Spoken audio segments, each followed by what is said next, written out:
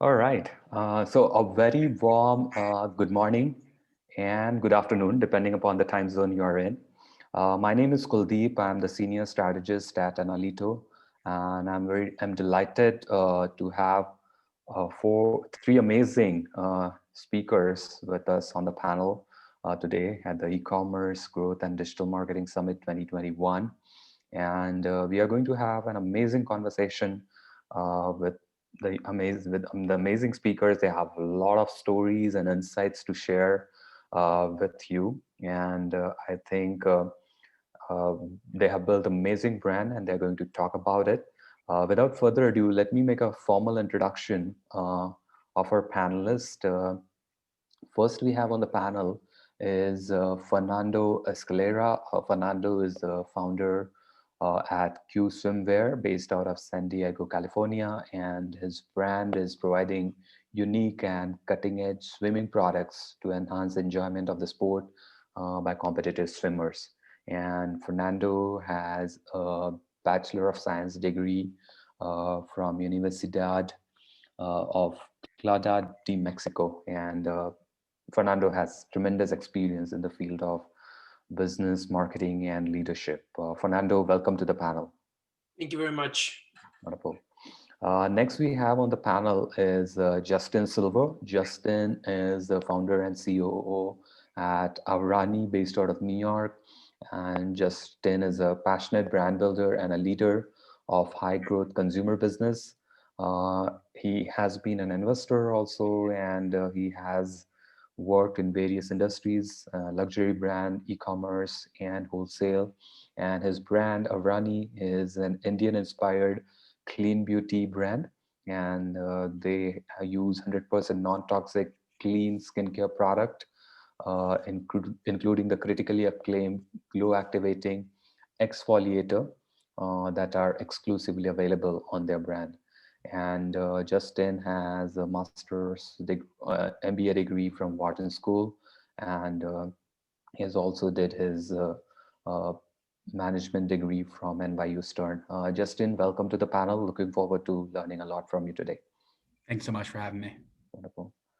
Next, we have on the panel is Nathan Harte. Nathan is the Chief Sales Officer at Inovelli. And Nathan has a demonstrated history of working in the consumer electronic industry, and he has experience in digital marketing, sales, SEO, cost CRM, team building, and leadership. And his brand is in the automation space, smart things to be precise. And Nathan is really on the cusp of digital innovation, and their brand is kind of working in a space which is going to be the future soon with the adoption of IoT that's happening all across the world. Nathan, welcome to the panel, and thank you so much for joining in. So, Yeah, thank you. thank you. My first question for all of you gentlemen is around what is the purpose of your brand? Most important. Let me begin with probably Fernando to begin with. Well, thank you very much, all. Well, I started a very young age. I was born and raised in Mexico City. My family has always been into swimming.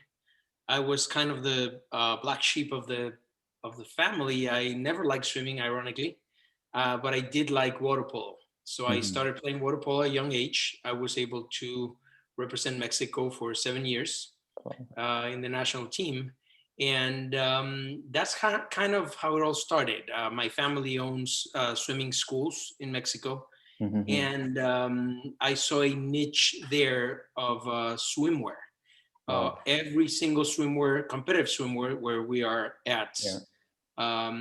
was the same, either Mhm. solid colors or the same print all over the place. Big brands dominating markets. So I kind of started figuring out what to do in order to make it fun. I always had, I don't know, I like to express myself. Mhm. I think that every single one of us is unique. Yeah. So I do think that that relates and permeates all over the board.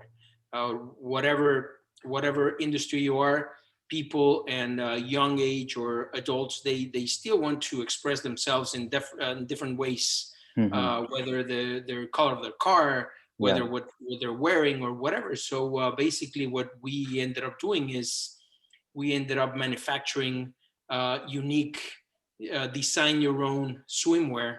Uh, there's no minimums, and pretty much you can express yourself, or if you have 2 or 3 different ones, you pretty much choose the one that suits your day, and then you go and practice your sport. In this case, we started with swimming. Then we started. I'm also a big cyclist. I like triathlons. I like mountain bike. So when the pandemic hits, we had to pivot because most of our sales are in high school swim teams and some college swim teams as well. And so we said, okay, schools are shut down, pools are shut down, everybody's going out and everybody's buying like crazy bicycles. So we said, you know what, we have our own manufacturing plant, we're vertically integrated, our system allows you to design whatever you want.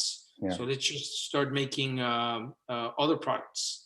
So basically, going back to your question, I believe that we help athletes express themselves by designing and creating their own high quality swimwear. Wow, that's an amazing Or cycling wear as well. spirit. Wow.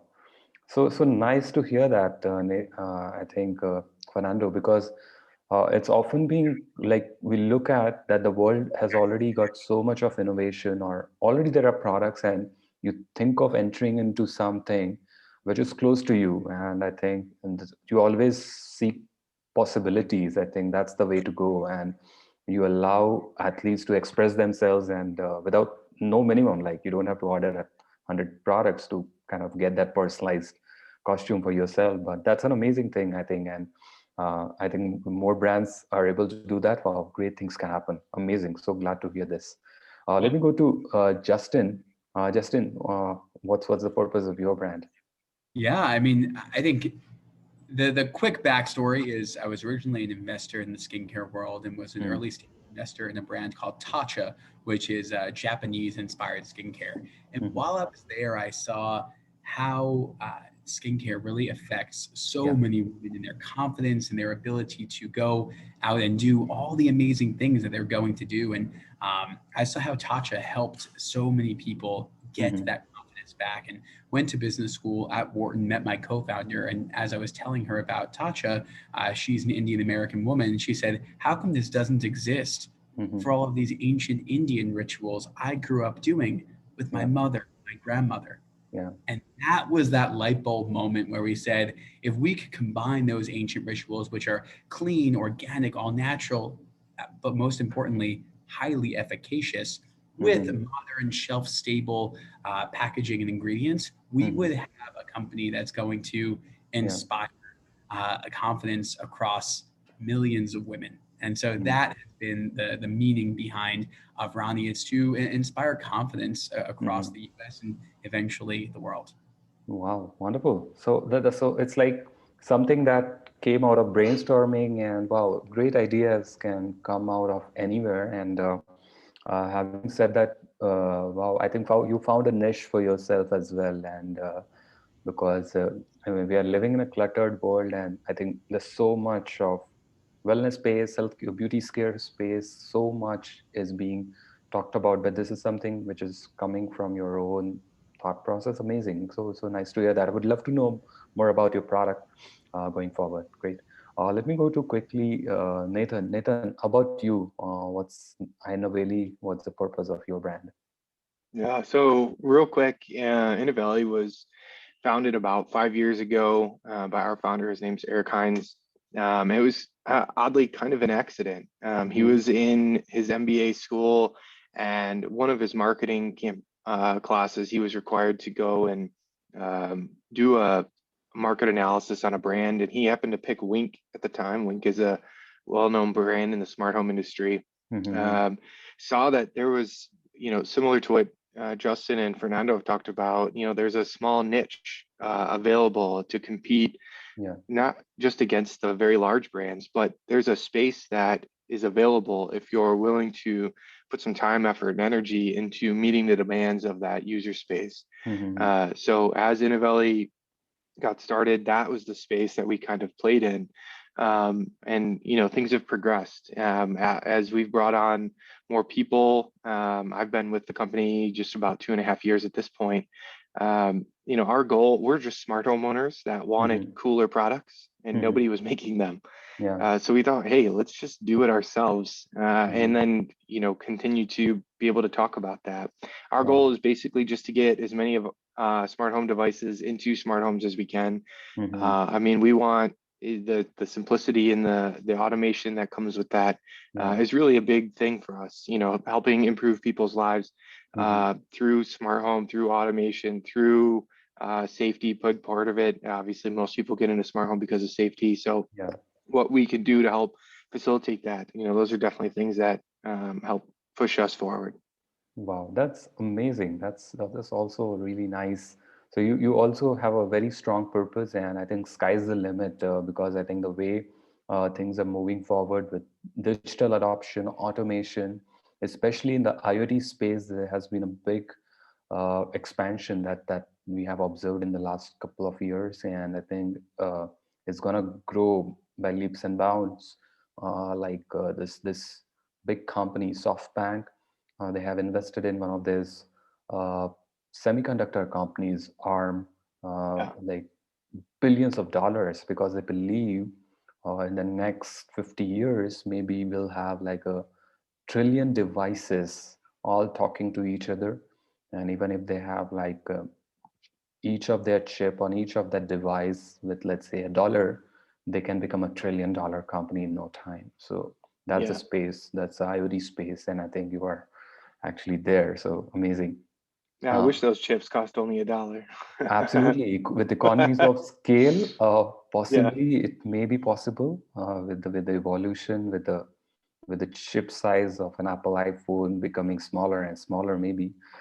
Who knows? But I think automation space is booming, and I think it's solving a very important problem as well in the safety area, like in the home safety. So I think that's a great pointer that you have there. Great USP. My next question, gentlemen, for all of you is around consumer engagement. You build your products are amazing, and you found like those early adopters, and now you want to take it to the next level. So, what are some of the things that you plan to do in the next few years in order to kind of take your brand? Let's say you have this customer base X. How are you planning to have that 10% increase, 20% increase in the next 1 or 2 year in your consumer base? What are the consumer engagement strategies that you have thought of or planned? What are your thoughts? I would like to know your thoughts on it. Let me go to Fernando. Well, first of all, I mean, I'm 46, and I think, well, I don't think my father keeps on telling us, hey, we have experience because we've done so many mistakes, Hmm. and that's why you have experience. Yeah. Yes, there's a lot of analytics now at the touch of your hands and everything, and it's easy to reach them. But on the other side, you start moving away from at least Hmm. the clients in my age, at Hmm. least the clients that are over 20 years old. You start moving away from them when you don't have this personal interaction with them. Yeah. So I do understand that large companies and everything put tremendous amount of money into social media, into marketing. Their Hmm. marketing dollar budget is ridiculously high. Yeah. And what we've seen with our products is that we do make connections. We do make Hmm. connections, and people stop other swimmer or other biker to ask Hmm. about their products because they Wow. haven't seen it. They haven't seen it either in the store or they haven't seen it. So the word of mouth is extremely powerful. Hmm. And each one of the individuals that has gone to our sites, designed their own products, Hmm. and then buying it, receiving it, it's just a unique experience. Wow. And it's really hard to to engage with every single one of them massively. Wow. So one of the things that we've definitely done is, you know what, we need to be good at customer experience. The user experience in our systems, yeah, of course. I mean, we're definitely trying to be better at it. We use different systems, and there's one that particularly I like, where you can actually send an invitation to you tailor the invitations towards what you want to hear, and then they pretty much design their own swimwear or cyclewear or whatever. Yeah. And then you see your their mouse and everything move and everything, and that way you can hear their voice, you can see what they're doing and everything, and you learn a lot. So I mean, in my emails I have down there my cell phone number and everything, and I don't have a problem talking to people. So Wow. one of the things that we definitely want to do moving forward is not to lose that personal touch, not to lose that that engagement with any type of client that we have, whether it's a mother of 3 swimmers or it's just a 60 or 70-year-old cyclist. We want to hear from them because they have a lot to say. And whether you do all the testing that you want with the products and everything, the best thing is to hear it from somebody that is actually using it, that is not part of your team. Wow. So that's one of the things that definitely we want to keep on doing, being better at our customer service and listening to people.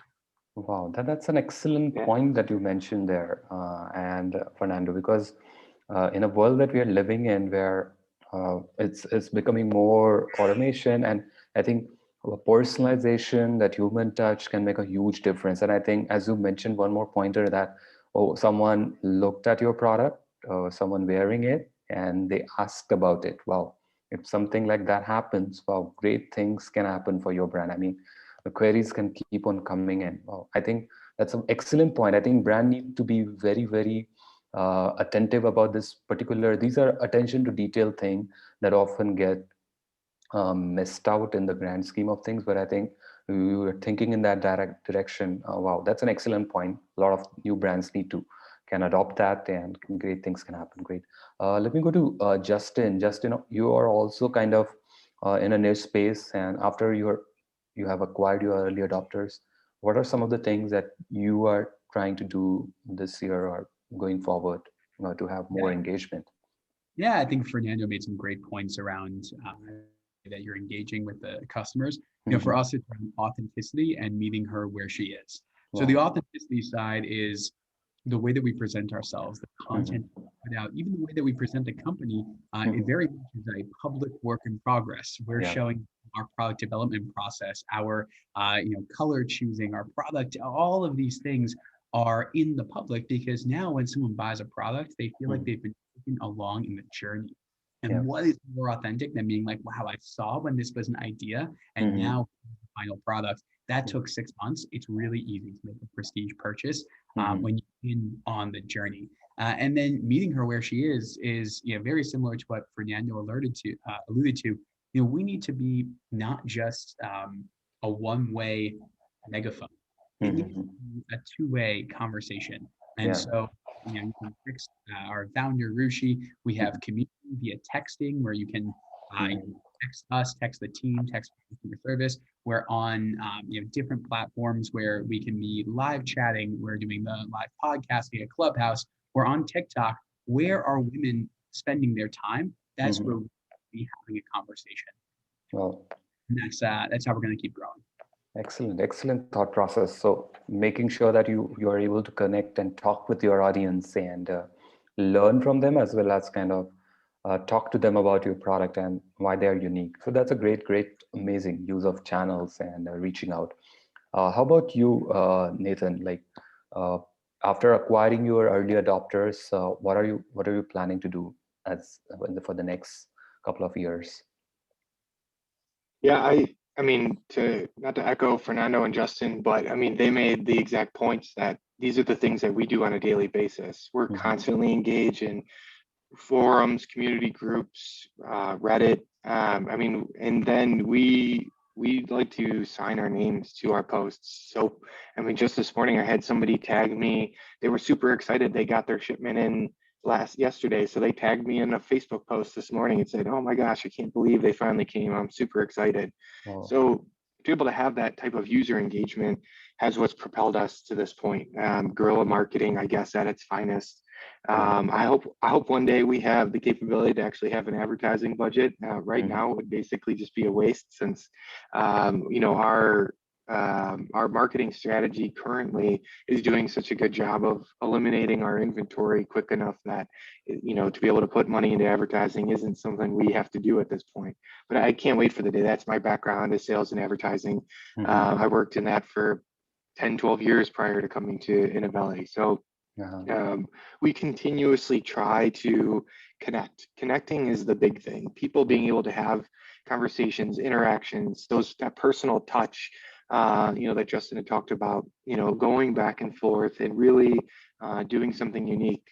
So we like to, if you check out our community, we post all of our projects in our community and we go back and forth and we allow for user engagement. We've had users add features to us, and the people that really help out, they end up doing some beta testing for us. One of the unique things that we like to do, we actually take a digital version of their signature and add it to the inside of the box. Like, hey, this is something these people helped us build. You know, they had impact, they had decision making. You know, they could add features, change this, change that. You know, we like to say it's built by us, perfected by you. You know, we want to be that brand that really is engaged in I think really is propelling us forward at this point.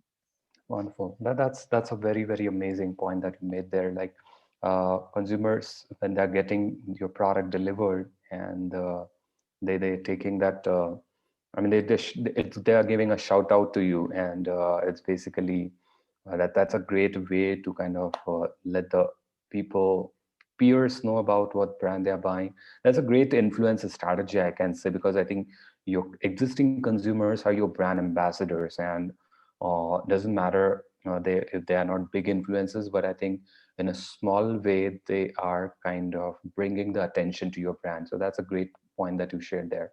My next question for you is around like data. I think you guys have been running your business for quite some time now, and you have all these amazing data points that you have generated, like what's your buyer persona, like the age group, when do they buy, how much they're spending. So how do you understand your consumer behavior? I mean, have you given any thought to it, and have you made any decisions on the basis of that understanding of your consumer behavior, like the data points that you observed on a regular basis over the years?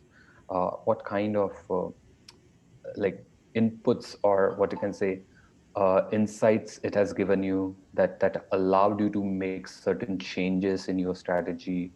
For example, when you are sending the email campaign, for that matter, or let's say your typical average order value was X, you did something to improve your average order value by 10%, 20%, those little things. Any thoughts on that? Maybe let me go to Justin to begin with. Yeah, of course. I think the biggest one was actually recognizing the customer journey and Yeah. how that evolved. It started off where we were constantly pushing our full set of products. It was our most expensive product. This made sense in our mind. All right, if we get them to buy this, they'll come back, they'll keep buying one-offs. What we realized is that's not how skincare works. Women often have their set of products, and then they're adding one, trying something new. And so instead of trying to add a full new set where we're kind of facing tougher ROAS, we said, okay, let's refocus on one product, our hero product that can be added to any product. You mentioned it in the intro. It's the glow activating exfoliator. It's our turmeric mask. We focused our time, effort, and energy and money behind that one product, saw sales skyrocket. So that first average order value was actually lower than our second, because women would fall in love with the product and the brand, come back and buy the full ritual set. So that shift in strategy ended up benefiting us in the long term. Wow, that's amazing, amazing. So learning from the data points and that gives you a lot of ideas, actionable insights. Excellent. How about you, Fernando? Anything? What are your thoughts? Well, we have a little bit of a challenge there because we're still a small company, even though in the factory in Mexico, we are like 70 people between the warehouse and the factory. Hmm. We do a huge variety of products Okay. because one body is not the same as the other. And for Hmm. example, let's put an easy example.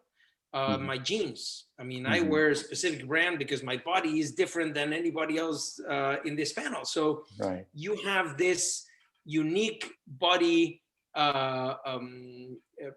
body types, and not Yeah. only that, each one of those body types likes to use very differently each one of the products. Correct. So what we ended up doing is, you know what, let's focus on the heroes. Hmm. I mean, you cannot go swimming without a bathing suit. So let's do one of each and let's figure out which one is the best cut and let's focus on that. And Wow. just as Justin said, let's look at the data, and it's Hmm. bake data. It's like, Yeah. go back 1 year, which is the Hmm. suit that you have sold the most? Wow. Why? Go after those clients and call them, hey, why have you bought 6 in the past year? I mean, you don't need that many. And we Hmm. have people that they lay all of their creations on the bed and they just take a picture. And now it's our brand ambassador because she bought 16 suits in 1 year. And Wow. our suits are long lasting, Yeah. chlorine resistant polyester that, I mean, you can use it 1 year and still in really good shape. Wow. So again, just focusing on the basics. We don't have the time to crunch the numbers every day. Hmm. We don't have the people. I mean, we're still a small company, so everybody's doing everything. Yeah. And when the huge shipments come in Black Friday or whatever, it just things go crazy. You don't have the time to crunch the numbers and be spot on. You need to Hmm. kind of pick the 2 or 3 KPIs and just kind of deal with them as you understand them. So I'm sorry, but I'm just being completely honest. We're not a crunching number company. We just Hmm. go a little bit with the flow, and the hard data is the suits or the shorts or the jerseys that sell the most, Hmm. and that's we go back to the drawing board. Okay, this is amazing, but what else can we do to make it even better? Do Wonderful. we put a seamless tag? Do we put do we eliminate a stitching? So that's where more time of us go instead of crunching too many numbers. And I'm gonna say, I mean, if we had more time, Hmm. yes, we would crunch more numbers, or maybe the next guy that comes on board, we say, you know what, kind of your daily thing or your weekly thing is to just focus on Numbers. 5 KPIs. That's it. Wonderful, wonderful. Attention to details for your product, and I think that's working really nice for you. Excellent point there. Amazing. Let me go to Nathan also. And what are your thoughts on this? It's similar again. We are a little unique in that the product we have is an emerging market. Hmm. Not to this day, not everyone has a smart home product in their house. And it's just kind of been that way. Everyone that swims has to buy a swimsuit. And I'm sure Justin has a better number on it, but I would imagine, almost every woman over 16 years old has probably had makeup on their face at some point. Hmm. So that's one of the things for us. So we look at what's going to be the greatest opportunity for growth from us. And Hmm. it's not necessarily always the least expensive device, but it's the Right. device that's going to get the people the options they want, Hmm. that they'll be able to do it. We have a lot of people that'll come. The first buy will be 1 or 2 devices. But kind of like Justin had pointed out, the second buy is where they come. They say, all right, I tried a Hmm. couple. I really like them. I'm going to buy as many as I need to complete my house or to do the project that I'm looking to do. Hmm. Um, So that's where we end up seeing a lot of that. But the data comes in has allowed us to make changes to our devices as well. Do we need to carry the same amount of lines that we have, or is there some consolidation available? Or to go from selling individual devices to putting 10 in a box, that was a big thing for us. And it's exponentially increased on a monthly basis right now. Just the simplicity of opening one box instead of 10. It was nothing I ever thought of, but people are like, oh, makes my life so much easier. It's like, okay, cool. Like you didn't have to throw as much away, that type of stuff. How did we take what the data was giving us, seeing what people were purchasing and give them another option to do it maybe a little bit better? Wow, that's amazing, amazing. There's a follow-up question for this actually. I mean, consumer engagement. So far, I mean, you guys have a brand and D2C brand. So how do you spend your advertising dollar? I mean, which channel out of, let's say, Facebook or Instagram or Google, or where do you typically see as work better for you? I mean, so far, and whatever budget, the budget can be as minimal, or I mean, budget is not relevant here, but I'm trying to understand the channel which has worked for you, because you all know who the buyer persona, like who are the set of people who are going to buy it. And definitely through word of mouth, you have already acquired those early adopters and your customers, but you definitely want to kind of reach out to those people who have not heard about you. So I think, how do you leverage the channels in order to acquire those next customer, and which channel has worked if you're doing advertising? Let me go to Fernando. Well, after a lot of mistakes, without knowing anything about social media, me personally, I'm 46. I have a Facebook because I have to have it, but I haven't been in my Facebook account in over 2 years. Yeah. Instagram, same thing. I love to spend a little time in my own brand because I like what either my daughter's doing or my wife is doing or my friends are doing, and I find it very fascinating. But unfortunately, I don't have enough time to spend. So last year, September last year, we said, okay, let's put some time in this. So we kind of figured out, okay, there's paid advertisements, which is Google, AdWords, and all those things. Then we have the other one, which is email blasting. Those two, we said, you know what, we're not good at it. We're never going to be good at it. So let's go out and find companies that, number one, we can afford. And number two, they're going to understand our business model and they're going to be part of our team. Yeah. I want weekly meetings with them to begin with, and then bi-weekly meetings with them for them to be accountable, to be held accountable on what they're doing with their brand. Yeah. And then the number three would be the direct interaction with when you're in our site and phone or email, directly email or whatever. So that we do ourselves. Okay. The other two, we outsource. And we went on a search and we switched 3 times because we felt that the initial offering from these companies, we were not a good match.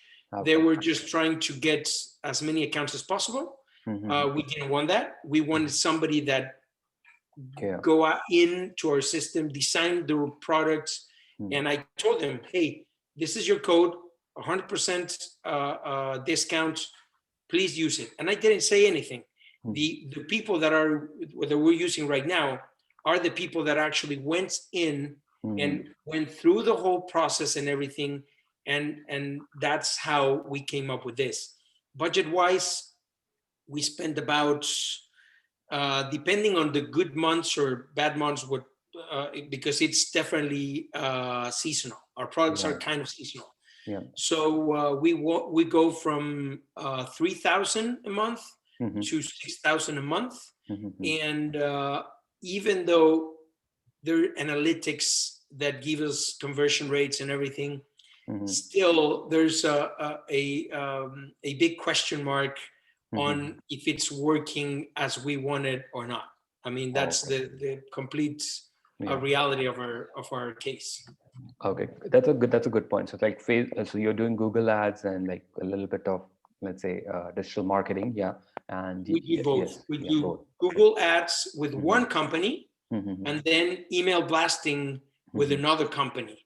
Okay. And we have weekly meetings with both of them, and we tell them, we obviously give them a full month ahead of time, a full month of, we go online and we look for yesterday, women's International Women's Day, or Taco Day, or Donut Day, Groundhog's Day, and based on that, our designers come up with really crazy, weird designs that most likely nobody's gonna buy, but at least they're in our landing page and they catch your eye.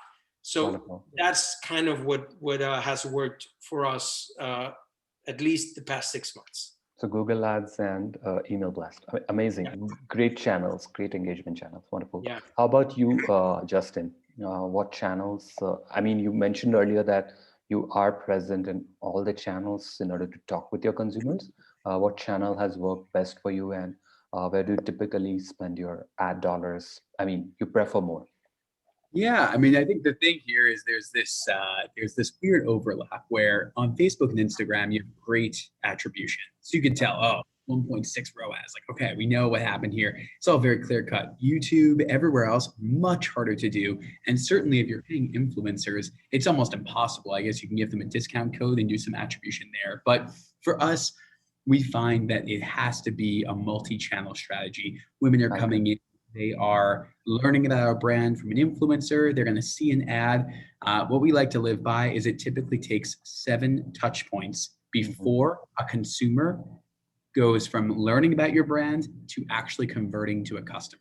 And so our goal is to run through those 7 touch points as quickly as we can through all of these different strategies. So I can't say that one single channel has created the highest return for us. Certainly we can measure that on Facebook and Instagram, the easiest, but I wouldn't say that if we just dumped all of our money in there, we would see that same return. It's a multi-channel strategy, running through as many touch points as we can, as quickly as we can, in order to convert someone who has never heard of us into an actual customer.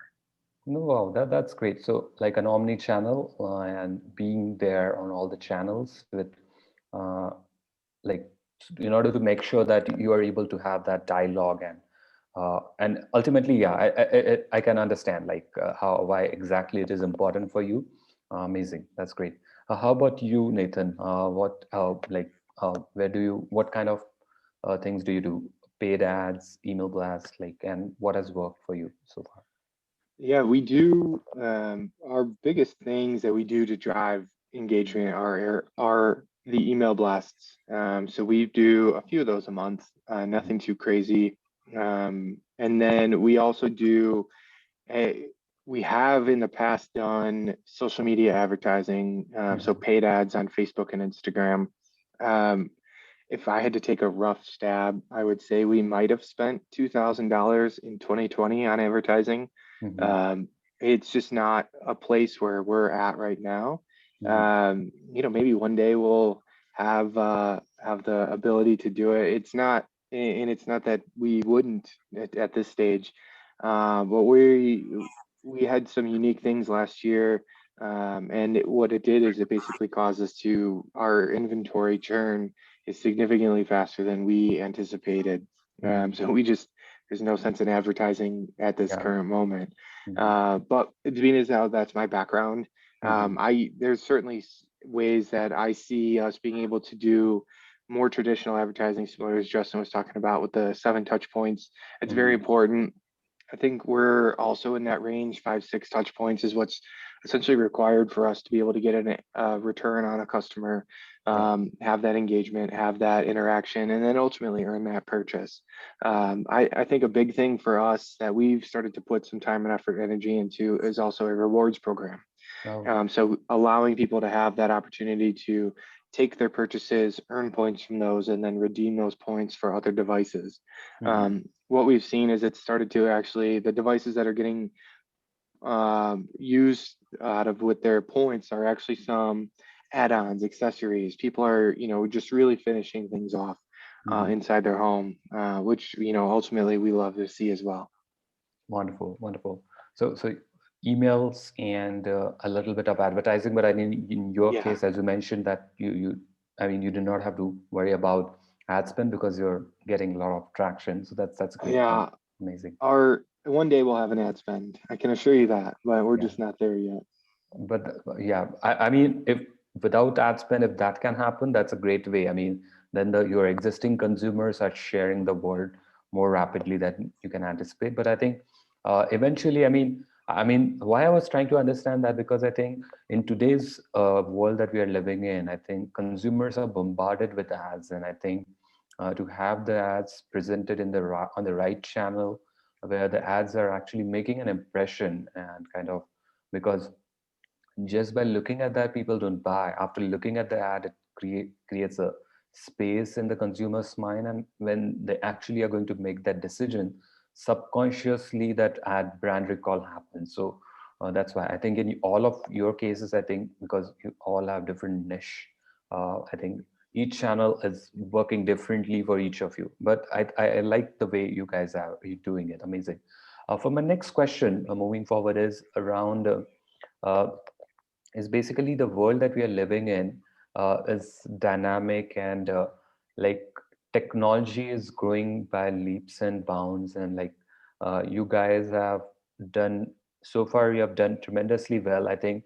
2020, because the way people have spent time at home, digital adoption has happened very, very rapidly. uh, I mean, whatever companies have been thinking of doing in the next 10 years, they have done it in the last 1 year. And like the whole offline trend had stopped. People have become online. People are spending almost 6 to 8 hours of their time on digital devices. So are you trying to do something different on your online store or on your mobile app? I mean, if in case if there is, in order to create those wow experiences. I mean, I know it's a very like a different question altogether, but why I'm asking this is because I realize at the end of the day, your browser screen, your smartphone screen is an entry point into the consumer's mind. So your store is already there, but are you thinking in that direction where uh, like you want to do something different, where like I was reading about how Shopify is planning to have this augmented reality thing, which the merchants can get, and then the consumers can actually have those products in their own environment. I mean, it's an amazing thing that can happen and enable merchants to do things differently. But I mean, I just wanted to know your thoughts, because like if you're thinking, or I mean, what do you think? Let me go to Fernando. Well, again, I'm 46. I'm a father of three. Mm-hmm. Uh, there's 2 or 3 rules in my house. Number one, no devices in our bedrooms. We don't Okay. have TVs. Kids, they're not allowed to have their devices in their own room. Wow. We give. I have a 16-year-old, 14-year-old. They have very old iPhones. They started when they turned teenagers. We did a lot of research, and we decided that that's kind of what we want. I Mm. feel, and I strongly believe that digital devices dehumanize you. And if you're not careful, instead of having human interactions with the devices, you do completely the opposite. On the other hand, I mean, I'm not going to change the future. And yes, we're going to have to live with the devices. And at the end of the day, I cannot predict the future. I can only see trends, but I don't want to be a part of something that ultimately is going to bring some harm Mm-hmm. to anybody that we reach. So we just want to stay unique. We just want to stay true to what we believe. Mm-hmm. I'm an outdoor person. For me to watch the sky and to see these different shades of pinks and oranges in October, still gives me chills. So I want to be able to give that to my kids, to the people that work for me, and to my clients. So there's very specific things. For example, I'm already bombarding my customers enough with email and ads. I don't love it. It's kind of a thing that we need, but we want to create our own culture and to create our own group of people that understand our product, like our products. They like when they are active and exercising. And I think that everybody needs particular amount of money to be happy. And I don't believe that sky's the limit. I feel that we still need to have our feet in the floor, in the ground, and be realistic to the world that we live in. So we are kind of not pushing to the artificial intelligence 4D 5D experiences, although they're super fun, but I don't see ourselves and our company going that way. Okay, that's a great thought process, I must say. And so you're trying to keep it simple and like going with what's really working and keeping it for the consumer. So yeah, I think that's a good thought process. Yeah, amazing, great. How about you, Justin? Any thoughts? Because as I mentioned, like why I asked this is not because to kind of do it, but just wanted to take your thoughts as an entrepreneur. That how do you think the way things are moving? And ultimately it's to help the consumers. Ultimately everything that we do is to help the end consumer to connect with our brand. Like everything was offline earlier, and then we are online. Like we have an online store. Facebook has opened their Facebook shop, Instagram shop. Google is having their shopping ads button. Ultimately everything is to make sure that you get the product in the least possible frictionless manner. And so I just wanted to take your thoughts. Yeah, I think at a high level, it's when is the consumer ready and when are they pushed to be ready? A great example that I'd love to use is quick response codes or QR codes. This technology has been around since 1994. This is like not a new thing. And yet now every restaurant I walk into, the menu is on a QR code. True. And that's because we have these devices. And then something pushed them to say we don't need menus. So we want to be where that customer is being pushed towards and where they're moving. Frictionless, in order to be frictionless, is meaningless. QR codes were frictionless in 1994. Everything has to be with a reason. So I think about like augmented reality. Sure, I guess you could take an AAVRANI product and see it on your stand, your nightstand, or your bathroom, but like it's meaningless. It has no importance there. Instead, for us, what is important is that community and that connection around the products and what's the deeper meaning behind the products and the ritual that comes along with that. So we've shifted to online Zoom events where we do a mask and meditate, where we do community engagement through events online. And that's because that's what the consumer is craving. So technology for the sake of technology, I often think ends up with a lot of VC dollars raised and not much happening from it. But what we're excited about at AAVRANI is how do we meet the customer where she is, where she has needs, and how can we, in the current environment, which is generally without retail and without in person, be there to support her. And if we're doing that, we're doing an okay job. Wonderful, wonderful, great. My next question for Nathan is around like the challenges. Like, what are some of the challenges that you think are like barriers? I mean, for your business growth. I mean, let's say this year, or have you like during the pandemic time, because everything was shut down, like logistical challenges was there, but what are some of the challenges that you feel are there in your particular business?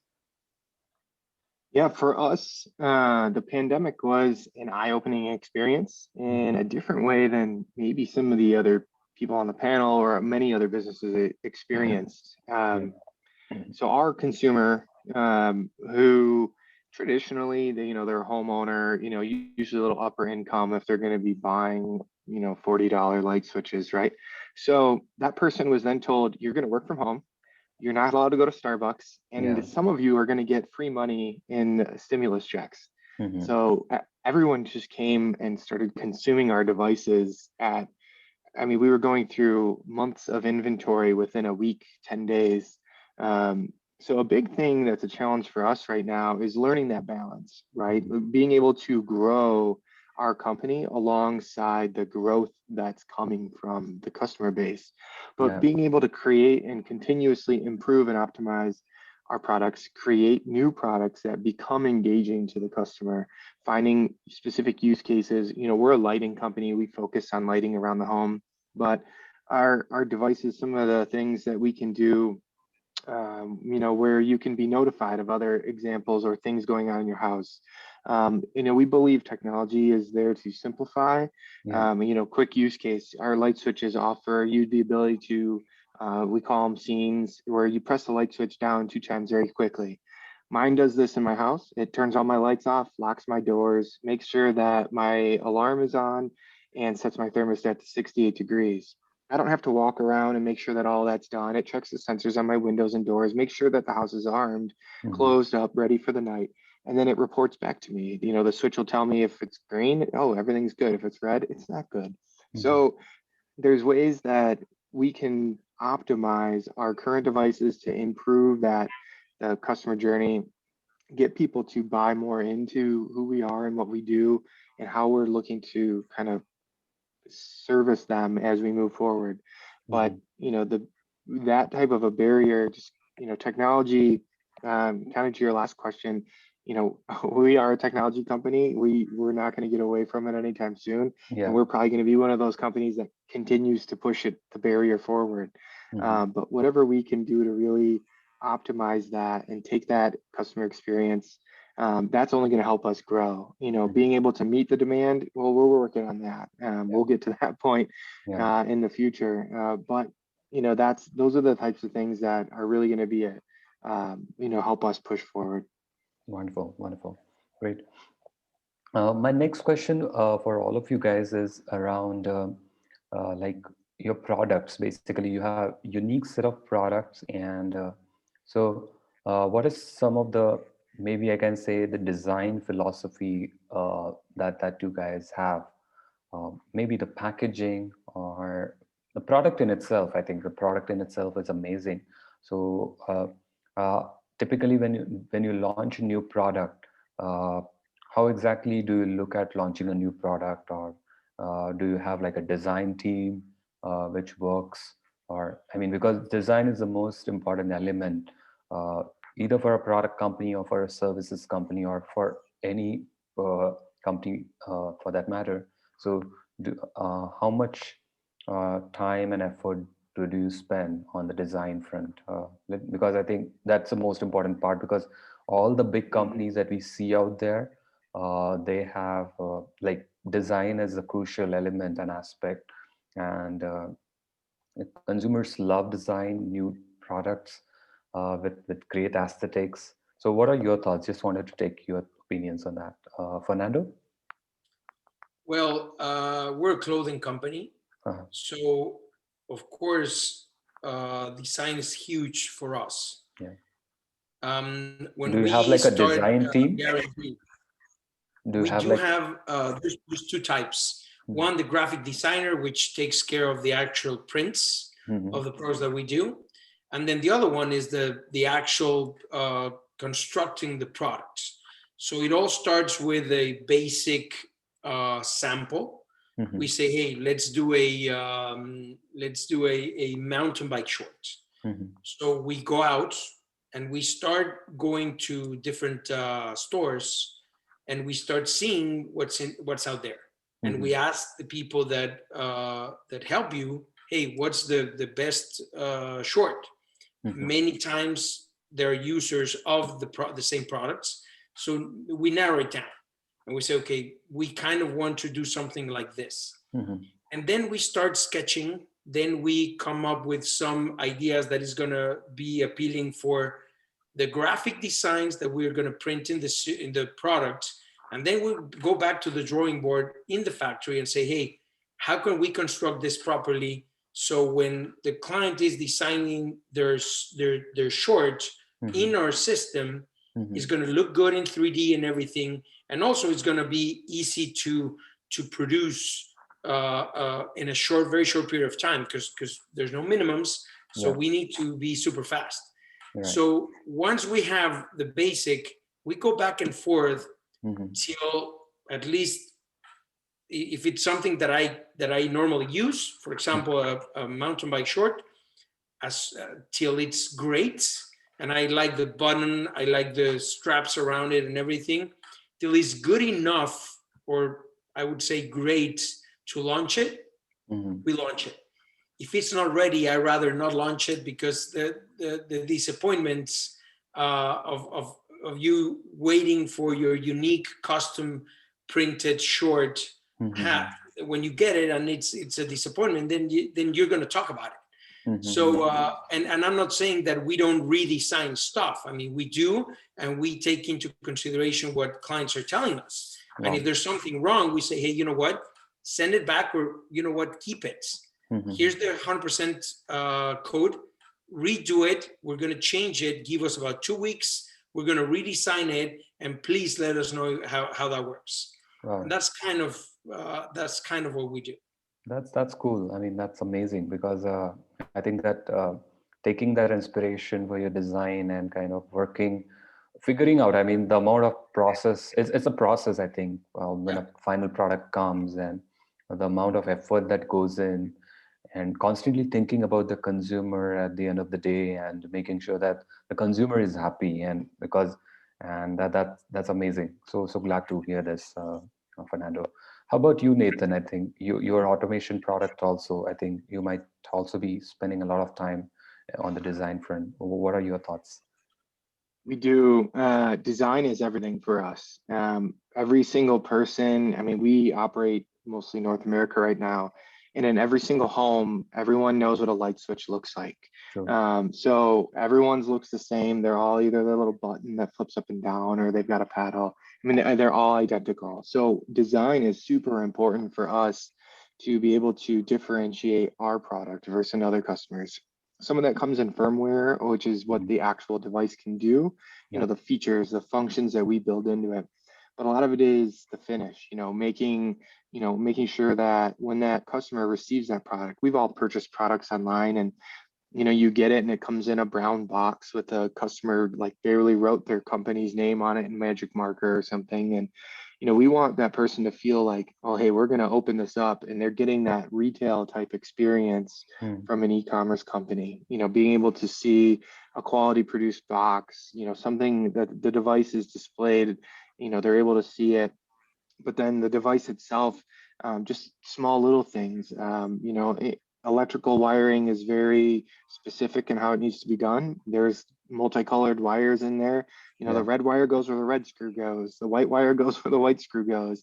Just basic things, but whatever can help, with that design helps the simplicity and the functionality of it as well. Just being able to have that experience where the customer goes, and this was as simple as something like electrical work in their home could be, I think is beyond important. But we like to have fun with our packaging too. We like to make it, we have project code names for all of our projects.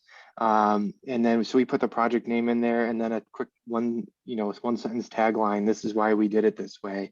We want them to have that experience to really feel like, hey, this is cool. When I open the box, I want to, we talked about Apple earlier, but that Apple-esque, you open the box and it's like, man, there's the phone. It looks amazing. That's the kind of the same thing that we want to feel when customers open our device, and know that we put that time and effort and energy into the design for the whole experience. Great, amazing. So attention to detail, not just on the hardware, software part, but I think the packaging that also matters. Justin, how about you? How are you doing something innovative there? Yeah, I mean, I think for us, it's more on the design of the packaging. The products are the products, and that's a process. But for us, looking back at what was successful in the 2010s, we saw a lot of minimalism, a lot of white, a lot of black text, very sleek, almost tech-like in the beauty industry. But what we realized is starting in 2020, that has shifted. And instead, we're actually seeing maximalism be where things are trending, at least in beauty. And so we kind of went through a brand redesign, brought out a very maximalist, art-driven design. You could see that if you check out AAVRANI.com. You can see our products and the packaging are very art-forward, and we are very focused on driving that throughout the whole brand and the brand experience, and are certain that that's going to be the path forward. Wonderful, wonderful. While we are coming to an end of this panel discussion, I would like to have what is that one piece of advice that you would like to share with entrepreneurs out there, or someone who would like to venture or start a business in retail or e-commerce from your learning? Like, what is that one little piece of advice that you have, which has helped you while building your business that you would like to share? Let me go to Fernando again.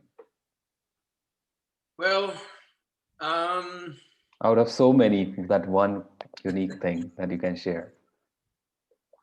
I think that listening to the people that work in your company and listen to your clients is definitely something that, at least for me, has been very important and very hard.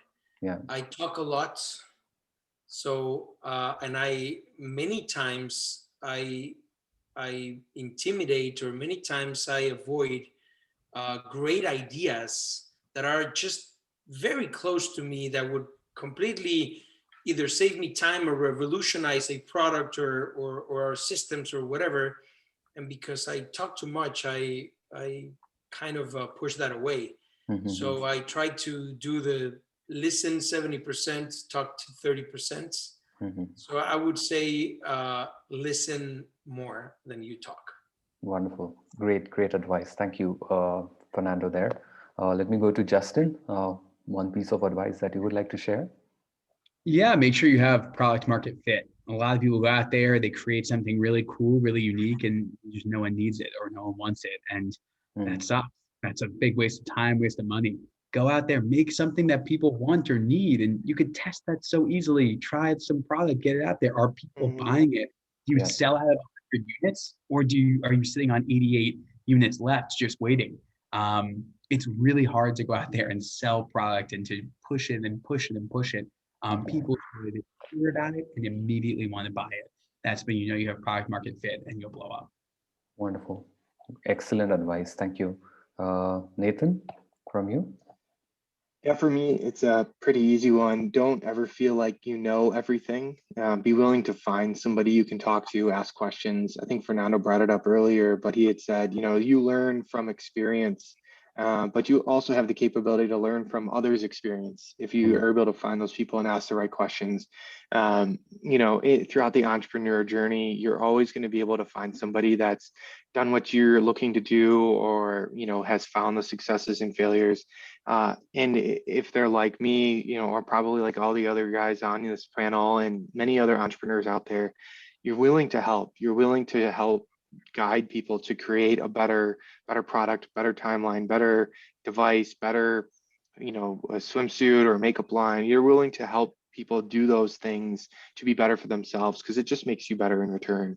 So I think that's the big thing. Just find that who you can talk to. Wow, amazing. I must say this has been an excellent panel discussion today, and I think I really can reciprocate and resonate with the thoughts that you all have shared around consumers. I think consumer, product, and because ultimately those are the two important foundations for business, and all of you have kind of built your brand with so much of passion. And I think sky's the limit with the way things are happening and the way you're putting in your efforts in that direction.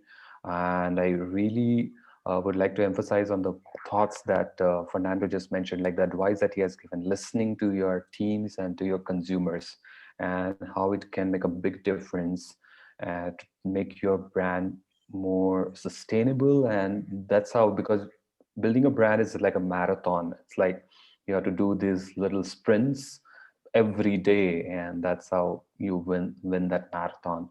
So that's an excellent advice Fernando shared there. Thank you so much, Fernando, for that.